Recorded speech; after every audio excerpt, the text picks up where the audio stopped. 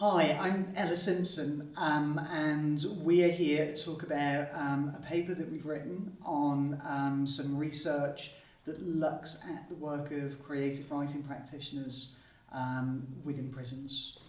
I'm Laura Caulfield, one of the co-authors of the paper. And I'm Kath Morgan, I'm the other co-author of the paper. And what motivated us to write this article was an interest in how, even though there's been a lot of research around the outcomes of creative arts interventions in prisons and other penal contexts, there has been, and that research is very useful and valuable and telling us something about what you can achieve.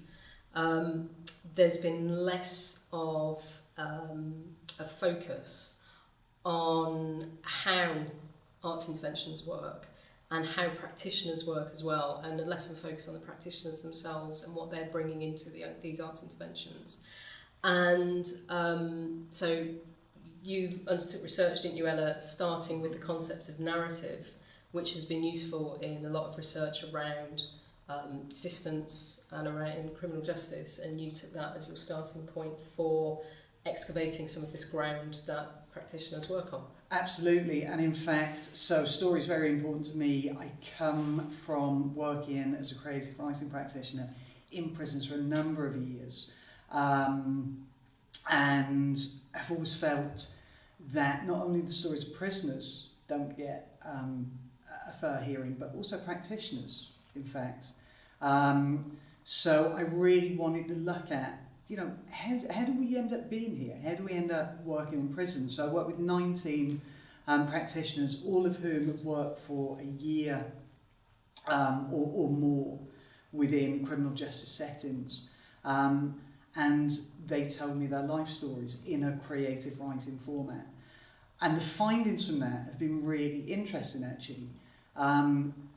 A key thing that's come out of the data is the idea that actually creative practitioners identify with various kinds of outsider status, from anti-authoritarian attitudes to identification with others to mental health issues. And that we felt had implications beyond the merely kind of exploratory nature of this study. It's true. Yeah, absolutely. So I think for all of us, there's a couple of really important things that come out of this. One is we're giving a voice to this group of people who we know are doing some really important, some really good work in the criminal justice system that is helping change things for people.